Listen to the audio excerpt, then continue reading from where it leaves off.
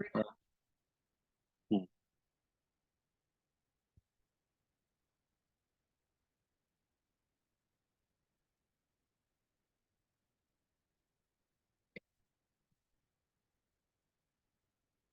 हाँ, सबसे पहले हम लोग वीकली एनालिसिस करेंगे और मार्केट में कहाँ कहाँ पे आपको ट्रेडिंग अपॉर्चुनिटीज मिलेंगी आने वाले वीक के अंदर। क्योंकि अपॉर्चुनिटीज वहीं पर होती हैं जहाँ पे आपके डेटा इवेंट्स होते हैं, और जहाँ पर डेटा इवेंट्स होते हैं वहीं पर आपका मोमेंटम होता है, और जहाँ पे मोमेंटम होता है वहाँ पे प्राइस एक्शन आपको देखने को मिलता है। So today we will see the weekly analysis part, तो उसको हम देखते हैं। सबसे पहले मैं स्क्रीन अपनी आप लोगों के सामने शेयर करने जा रहा हूँ। तो सबसे पहले डॉलर इंडेक्स को समझते हैं। फ्राइडे के दिन ऐसा क्या हुआ कि डॉलर इंडेक्स आपका एक रेंज बाउंड मूवमेंट में था, और उसके बाद एक ब्रेकआउट किया, और ब्रेकआउट के बाद ही ऊपर आया।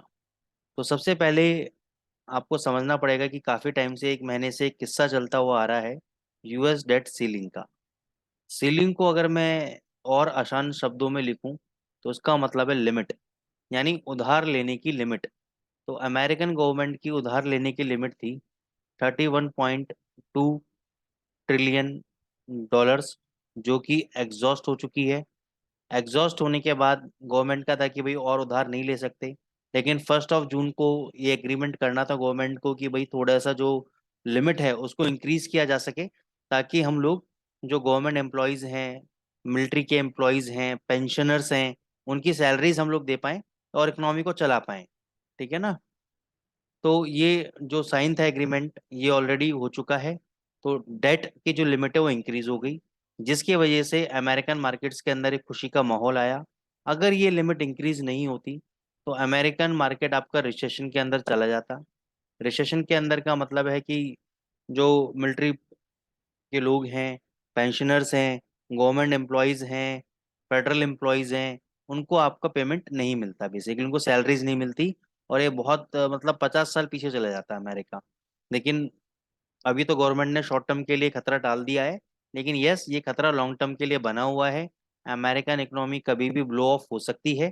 तो बहुत ज़्यादा पॉजिटिव होने के चांसेस नहीं है, लेकिन यस, 1 से 2 दिन के लिए तेजी इसके अंदर रह सकती है। तो अब हम टेक्निकल पॉइंट ऑफ व्यू पे आते हैं। तो टेक्निकल, अच्छा, दूसरा टेक्निकल पे मैं बात आता हूँ, पहले एक और बता देता हूँ मैं आपको। अगले वीक में आपका रिजर्व बैंक ऑफ ऑस्ट्रेलिया और बैंक ऑफ कनाडा का आपकी मॉनेटरी पॉलिसी है आपकी। रिजर्व बैंक ऑफ ऑस्ट्रेलिया ने आपका लास्ट मंथ भी इंटरेस्ट रेट इंक्रीज किया था, लेकिन इस बार आपके पास मिक्स डेटा आया है। मिक्स डेटा का मतलब क्या है कि अनएम्प्लॉयमेंट नंबर्स, जिसको हम जॉबलेस डेटा भी बोल सकते हैं, ये थोड़ा सा बढ़कर आया है। यानी लोगों, जो अनएम्प्लॉयमेंट नंबर्स हैं थोड़े इंक्रीज होके आए हैं। और जो पीएमआई नंबर्स हैं, पीएमआई मतलब होता है परचेजिंग मैनेजर इंडेक्स नंबर्स, ये आपका मैन्युफैक्चरिंग सेक्टर का भी होता है, सर्विस सेक्टर का भी होता है। तो उनमें थोड़ी सी नमी आई है, थोड़ा सा रूखापन आया है, थोड़ा सा वो डाउन हुआ है पीएमआई नंबर्स। ठीक है ना। सिर्फ एक ही चीज जो डेटा पॉजिटिव है वो है आपके इन्फ्लेशन के नंबर्स, जो कि थोड़े से आपके इंक्रीज हुए हैं अप्रैल मंथ के अंदर। तो डेटा ऑलमोस्ट मिक्स है। तो हो सकता है कि ट्यूसडे को इनकी मीटिंग है, तो रिजर्व बैंक ऑफ ऑस्ट्रेलिया के जो गवर्नर हैं, गवर्नमेंट है, वो ये बोल सकते हैं कि नहीं, अभी डेटा मिक्स है थोड़ा सा, हम और अभी डेटास का एनालिसिस करेंगे, फर्दर डेटास को देखेंगे कि कैसे आएंगे, फिर हम इसको अगस्त मंथ के अंदर इंक्रीज कर सकते हैं। तो अभी ये 50-50% चांसेस हैं कि ट्यूसडे को 0.25 बेसिस पॉइंट इंक्रीज होगा या नहीं होगा। लेकिन अगस्त मंथ के अंदर मिनिमम 0.25 बेसिस पॉइंट इंक्रीज हो जाएगा, ये कंफर्म है। और इसके लिए मार्केट ने इस चीज को, न्यूज को पहले डिस्काउंट कर लिया है। तो शॉर्ट टर्म के लिए एयूडी यूएसडी के लिए ये बेकार न्यूज हो सकती है, अगर इंटरेस्ट रेट इन लोगों ने इंक्रीज नहीं किए तो। और अगर इंटरेस्ट रेट इंक्रीज कर दिए तो एयूडी यूएसडी जरूर आपका शूटअप हो जाएगा, अच्छे लेवल पे चला जाएगा। क्योंकि अगर आपको फॉरेक्स मार्केट में ट्रेड करना है तो आपको सेंट्रल बैंक्स की नीतियों को समझना पड़ेगा, उनके स्टेटमेंट्स को समझना पड़ेगा, उनके कार्यों को आपको समझना पड़ेगा। आपको समझना पड़ेगा कि वो उनकी पॉलिसीज क्या हैं। ठीक है। इंटरेस्ट रेट बढ़ाते हैं तब बाजार में क्या इम्पैक्ट पड़ता है, कौन से डेटास पे इम्पैक्ट पड़ता है, किस डेटास की वजह से, तो ये सारी चीज़ें आपको पता होनी चाहिए। जैसे कि आपका फ्राइडे को नॉन फॉर्म पेरोल डेटा भी आया था। तो नॉन फॉर्म पेरोल डेटा कैसा था? मिक्स डेटा था। मिक्स डेटा था। मिक्स डेटा मतलब कैसे? फॉरेक्स फैक्ट्री में हम लोग चलते हैं।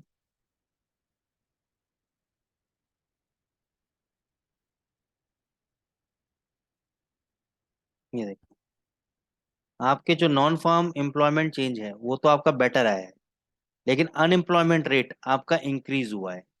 ठीक है ना, तो मिक्स डेटा था, तो मिक्स डेटा से पहले इसको थोड़ा सा नीचे करा, और नीचे करने के बाद फिर इसको ऊपर की तरफ लेके चले गए, डॉलर इंडेक्स को। ठीक है ना। टेक्निकली अगर मैं बात करता हूँ आप लोगों से, तो टेक्निकली जब तक ये प्रीवियस हाई के ऊपर सस्टेन नहीं करता वापस से, तब तक इसमें बहुत तेजी नहीं आएगी। हाँ, अगर ये प्रीवियस हाई को तोड़ के चला जाता है ऊपर, तो डेफिनेटली इसके अंदर आपको 100 पिप की कम से कम तेजी देखने को मिलेगी। अदरवाइज ये वापस कुछ दिनों में 103.25 और 103 तक आपको दिखेगा। लेकिन ये कब तक दिखेगा? जब तक ये 104.50 के नीचे ट्रेड कर रहा है। अगर 104.50 के ऊपर से ट्रेड कर लिया, तो ये वाले लेवल्स आपको फिर जल्दी नहीं दिखेंगे। फिर आपको ऊपर के $106 तक की भी तेजी आपको देखने को मिल सकती है डॉलर इंडेक्स के अंदर। दोस्तों प्लीज, मैं आपसे लास्ट हर बार रिक्वेस्ट करता हूँ कि मेरे स्क्रीन पे आप ना लिखा करें।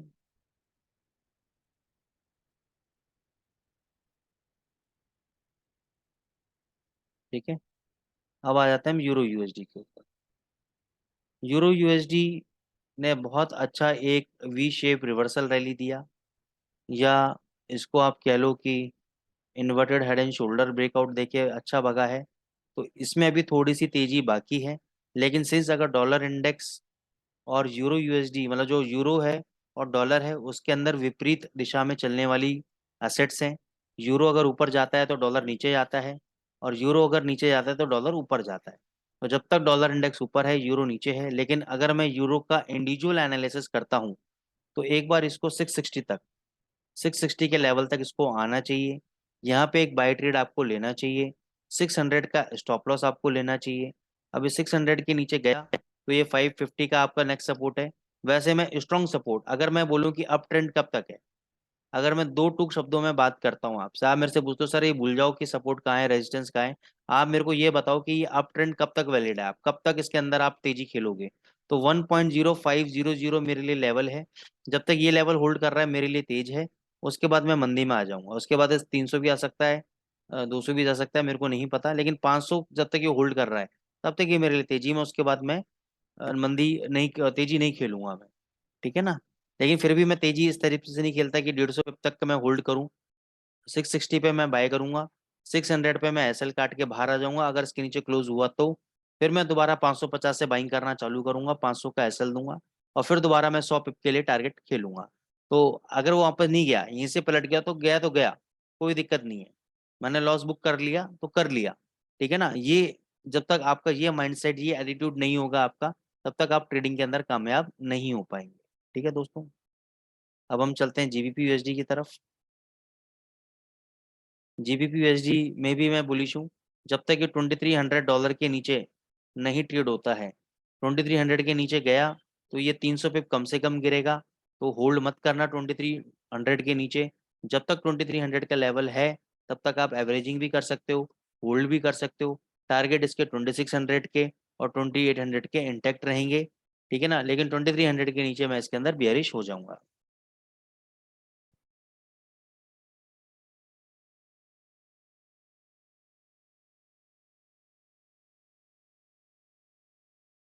यूएसडी जेपीवाई टेक्निकली बहुत बढ़िया ब्रेकआउट दिया है, एक चैनल से ब्रेकआउट दिया है। तो इस हिसाब से तो 140.72 तक इसको आना चाहिए ऊपर। बहुत ज़बरदस्त ब्रेकआउट दिया है और इसके ऊपर भी चलना चाहिए।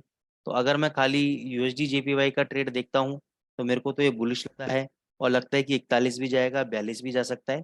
लेकिन अगर इसने प्रीवियस लो को तोड़ दिया, ये जो उसने बॉटम राउंडिंग बॉटम टाइप में बनाया है, ये इसने अगर तोड़ दिया, तो नीचे फिर 137, 135, 70 तक के नीचे गिर सकता है। एयूडी यूएसडी मॉनेटरी पॉलिसी है, दोनों तरफ की मूवमेंट हो सकती है। लेकिन जिस हिसाब से टेक्निकल पैरामीटर्स अभी बने हैं, उस हिसाब से तो लग रहा है कि गवर्नमेंट इंटरेस्ट रेट इंक्रीज नहीं करेगी। तो ये आपका बेरिश इनगल्फिंग कैंडल है, स्पिनिंग टॉप कैंडल है। इसका लो ऑलमोस्ट कट गया है या मंडे को कट जाएगा, तो ये यहाँ से एक बार नीचे 6500 तक गिर सकता है। यहाँ तक कोई भी सपोर्ट नहीं है, फ्री फॉल है, तो ये 6500 तक आपका गिर सकता है। 6500 पे अगर आता है तो आप बाइंग बनाओ। स्टॉप लॉस आप 6450 का स्टॉप लॉस दो, आप 50 पिप का टारगेट लेके चलो, 100 पिप का, 50 पिप का एसएल लेके चलो, 100 पिप का टारगेट लेके चलो होगा। लेकिन अगर आप सोचो कि मैं यहीं पे बाई कर लेता हूँ, 6550 पे और कर लूंगा, 6500 पे और कर लूंगा, वो सब नहीं। वो सब करोगे तो फिर आप रिस्क कैलकुलेट कर लेना कि भाई मेरे को इतना रिस्क आ सकता है अगर मेरा एसएल हिट हुआ। तो उतना रिस्क लेने के लिए अगर आप तैयार हो तो आप ट्रेड करना। अगर उतना रिस्क लेने के लिए आप तैयार नहीं हो तो आप ट्रेड नहीं करना। ठीक है ना। तो ये चीज आपको ध्यान में रखनी है इस बात को लेकर कि इसका एसएल अगर कटा 6450 का तो आप आउट, नहीं तो आप यहाँ से 100 पिप की तेजी खेल सकते हो। ठीक है। यूएसडी कैड आपका मंदा है। यूएसडी कैड अब देखो, डॉलर इंडेक्स में तेजी आई लेकिन यूएसडी कैड में इतनी तेजी नहीं आई। यूएसडी कैड में अभी ये यहाँ पे देखो सपोर्ट ले रहा है, इस जोन में सपोर्ट ले रहा है। अभी जरूरी नहीं है कि ये सपोर्ट होल्ड कर जाए, कर भी सकता है नहीं भी कर सकता है। ठीक है। अगर ये सपोर्ट होल्ड करता है तो अगर 3500 के आसपास आता है तो आपको शॉर्ट पोजीशन क्रिएट करनी चाहिए। 3600 का एसएल रखना चाहिए। टारगेट वापस आपको उसके 3350 के और 3300 के नीचे मिलेंगे। सिस्टमैटिक वे में चलो दोस्तों। आप सोचो कि यहीं से मेरे को पता लग जाए कि ऊपर जाएगा नीचे जाएगा, ऐसा नहीं होता है। इसको अपने लेवल्स पे आने दो, अपने रेंजेस पे आने दो, तब आपको इसको बाय सेल करना है। ठीक है ना। गोल्ड सबका चाहिए था गोल्ड। 1935 ये पहले भी बताया था मैंने लेवल 1935। अब 1935 जब मैं लेवल बताता हूँ तो जैसे देखो यहाँ पे 1932 तक गया लेकिन सस्टेन नहीं कर पाया। सस्टेन नहीं करा, वापस ऊपर आ गया। तो ये चीजें आपको देखने की जरूरी कि 1935 के नीचे क्या 1 घंटा ट्रेड हो रहा है नीचे, 2 घंटे ट्रेड हो रहा है नीचे, ये आपको देखने वाली बात है। ठीक है ना। अगर 1935 के नीचे ट्रेड हुआ, अगर ये 1935 के नीचे ट्रेड हुआ और इसके नीचे क्लोजिंग दे दी तो ये 1915 और 1900 तक आ जाएगा। अगर 1935 का लेवल होल्ड कर गया तो ये आपको 1960 और 1970 वापस दिखाएगा। तो 1935 आप लोगों के लिए रामबाण है, एक मतलब एक स्ट्रॉन्ग सॉलिड सपोर्ट है। अगर ये कट गया और इसके नीचे 1 घंटा ट्रेड हो गया तो ये 1900 मिनिमम आपको दिखाएगा दिखाएगा। अदरवाइज ये वापस आपको 1960 1970 आपको दिखा सकता है। लेकिन अब जब बाउंस बैक मारेगा तो आपको निकलना चाहिए। गोल्ड में भी इतनी तेजी नहीं है। ये मेरे को लग रहा है एक बार 1900 आना चाहिए और एक बार 1850 भी आना चाहिए। उसके बाद इसको तेजी पकड़नी चाहिए। अभी इसमें तेजी के मेरे को चांसेस बहुत कम नजर आ रहे हैं। ठीक है दोस्तों। जीबीपी जेपीवाई 175 पे रेजिस्टेंस है, 174.68 का इसने अ, बनाया है हाई, लेकिन अभी भी अप ट्रेंड के अंदर है। तो थोड़ा सा ये फॉल एक बार आ सकता है 173 तक, 100 पे 150 पे फॉल आ सकता है। लेकिन वापस से तेजी पकड़ेगा। मंदी में नहीं है, ये तेजी में है। जो भी अगर 200 पॉइंट की भी गिरावट आती है इसके अंदर तो आपको इसको बाय ट्रेड करके चलना चाहिए, क्योंकि ये ऊपर तेजी ही खेलेगा आपका। यूएसडी सीएचएफ में तेजी आती है फिर एक गिरावट आ जाती है तो उसको थोड़ा सा समझ में नहीं आ रहा है।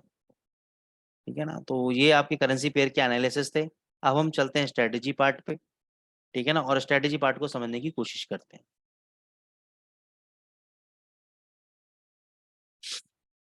थोड़ी देर के 2 मिनट के लिए मैं अपना स्क्रीन आप लोगों के लिए बंद कर रहा हूँ और मैं चार्ट सेटअप्स कर लेता हूँ अपने। 1 मिनट।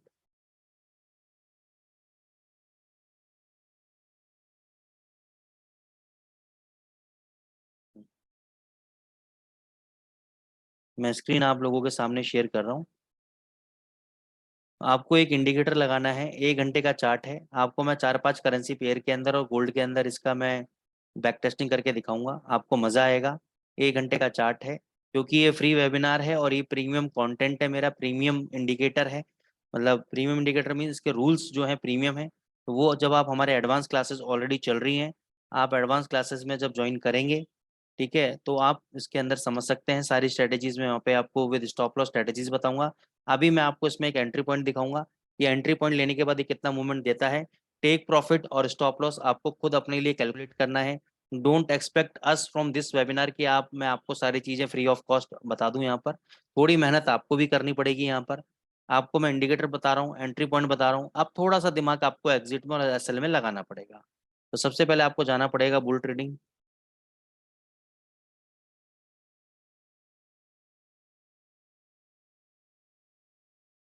1 मिनट।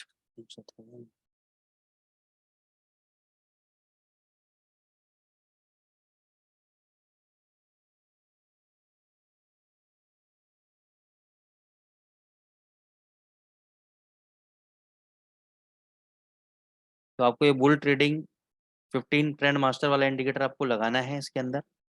इसका स्क्रीनशॉट चाहें तो आप ले सकते हैं। ये वाला इंडिकेटर आपको इसके अंदर प्लॉट करना है, और प्लॉट करने के बाद आपको ये कुछ इस टाइप का दिखेगा। यहाँ पे आपको ग्रीन कलर की लाइन दिखेगी, रेड कलर की लाइन दिखेगी, और 1 घंटे का टाइम फ्रेम आपको उसके अंदर लेना है। सेटिंग्स में चलते हैं इसकी। सेटिंग्स में आपको ये सेटिंग्स करनी है। आपको बुल ट्रेडिंग, अप ट्रेंडिंग सार, डाउन ट्रेंडिंग सार बॉक्स को अनटिक करना है आपको। ठीक है ना। इनपुट्स में आपको ये पैरामीटर रहने चाहिए। मेरे को पता नहीं मैंने इसमें कोई चेंजेस किए हैं नहीं किए, आप स्क्रीनशॉट ले सकते हैं इसका। मैं 5 सेकंड का टाइम दे रहा हूँ, 5 से 10 सेकंड का, देख लीजिए आप।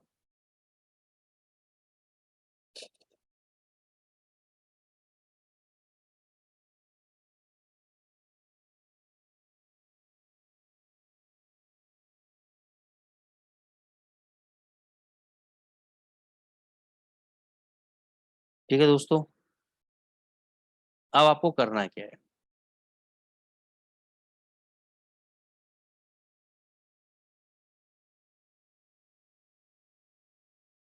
ये देखो।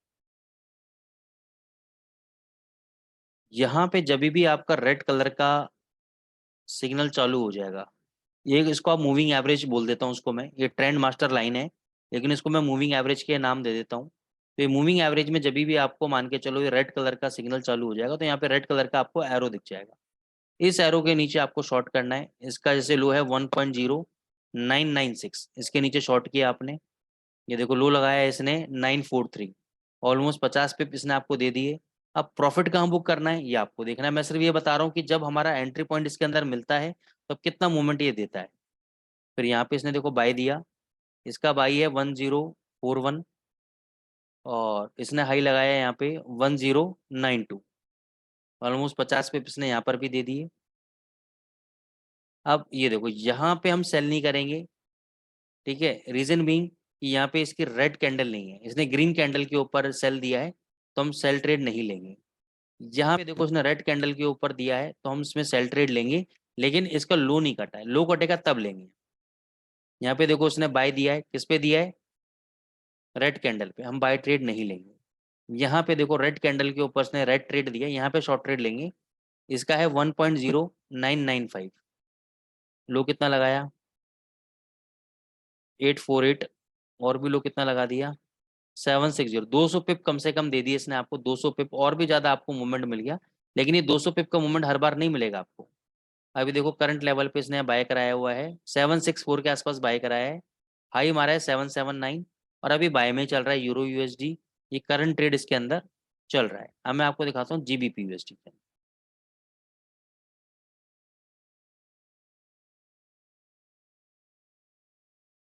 ये देखो, थोड़ा सा पीछे दिखाता हूँ, यहाँ पे देखो। यहाँ पे देखो ग्रीन कैंडल के ऊपर बाय दिया 1.2479, हाई कितना लगाया 2584।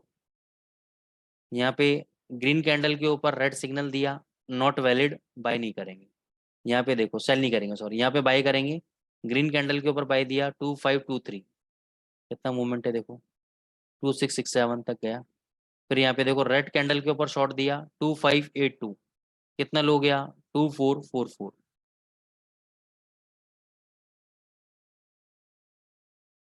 फिर यहाँ पे देखो ग्रीन कैंडल के ऊपर बाय दिया 2429।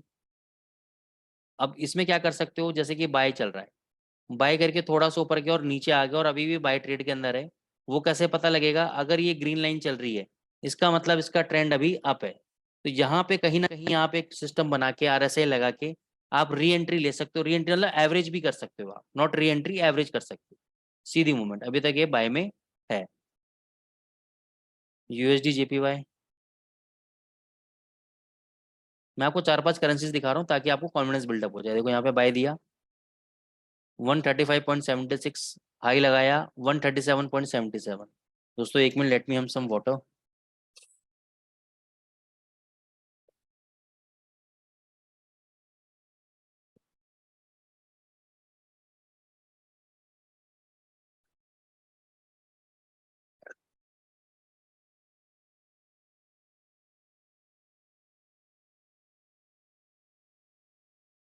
ठीक है, देखो यहाँ पे सेल दिया 134.73, लो कितना लगाया 133.50, सीधी मूवमेंट, मूवमेंट को देखो कितना जबरदस्त मूवमेंट दे रहा है।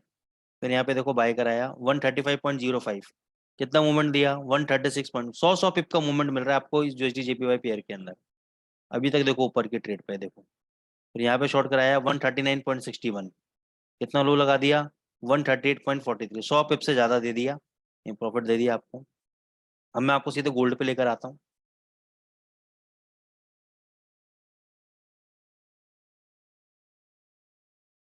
यहाँ पे देखो बाय दिया 2013 के ऊपर, कितना ऊपर गया 2067।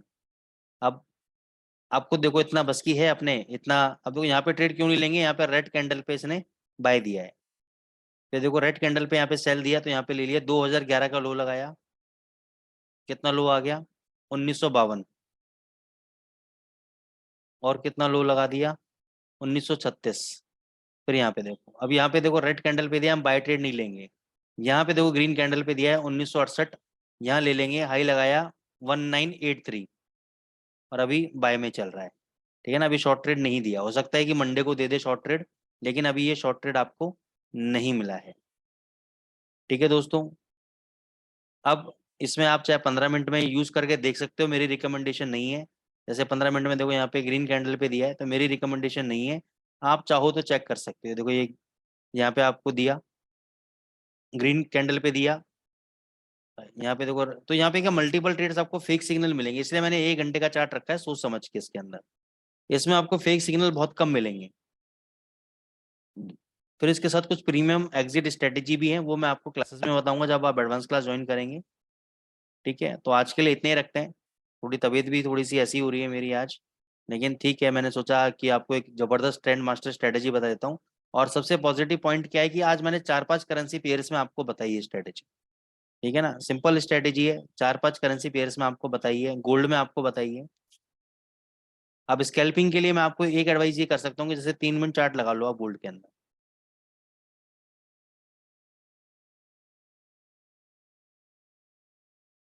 3 मिनट चार्ट के अंदर आप स्कैल्पिंग कर सकते हो, जैसे कि सिर्फ एरो देखो, कलर मत देखो कि कैंडल का कलर क्या है, उस पर मत फंसो 3 मिनट के चार्ट के अंदर, क्योंकि 1 घंटे के अंदर क्या होता है ना, साइकोलॉजी समझ में आती है। 3 मिनट के अंदर साइकोलॉजी नहीं समझ में आती, 3 मिनट में तो जो ट्रेड हो रहा है हो रहा है। अब यहाँ पे जो बाय दिया 1979.54, यहाँ बाय कर लिया, कितना लगाया 83, तो 1 से 1.5 पिप, 2 पिप के 2 पॉइंट के लिए अगर ट्रेड करना हो तो आप 3 मिनट के चार्ट पे ट्रेड कर सकते हो। तो यहाँ पे बाय दिया, ऊपर गया, फिर यहीं पे शॉर्ट दे दिया, 1 पॉइंट के अंदर शॉर्ट दे दिया, सीधी मूवमेंट। देख रहे हो आप कितने जबरदस्त मूवमेंट दे दी। तो कई बार बहुत जबरदस्त मूवमेंट पकड़ेगा, जब मूवमेंट ही नहीं होगी बाजार में तो ये भी क्या करेगा, ये भी बाय सेल कराएगा बार बार आपको। ठीक है ना, जब एरो दे तब बाय करो, देखो यहाँ पे एरो दिया 1967, सीधी मूवमेंट। यहाँ पे शॉर्ट एरो दिया 1960, सीधी मूवमेंट। तो ये स्कैल्पिंग के लिए बहुत जबरदस्त है, इसमें आप पैरामीटर चेंज कर करके कर सकते हो। जब भी आपको एरो देगा, एरो पे काम करना है बस, ये कलाकारी है। देखो 1960 पे बाय दिया, सीधी मूवमेंट। अब ऐसा नहीं कि यहाँ पे रेड दिखा रहा है तो एरो दिखा रहा है आपको सेल का, यहाँ पे ऐसा नहीं है, ये देखो यहाँ पे पूरा रेड हो गया, यहाँ पे कहीं पर भी सेल का एरो नहीं दिखाया है इसने। Sorry, ठीक है ना, यहाँ पे देखो आपको ग्रीन कैंडल मिला, बाय किया, सीधी मूवमेंट ऑन दी अपसाइड। तो ये देखो मैंने स्कैल्पिंग ट्रेड का भी आपको तरीका बता दिया कि किस तरीके से आप गोल्ड के अंदर स्कैल्पिंग कर सकते हो, जबरदस्त तरीका है। ठीक है दोस्तों, तो आज के लिए इतने ही रखते हैं, थैंक यू सो मच, फिर मिलेंगे अगले हफ्ते with a new concept, new trading strategy. Till then bye, take care.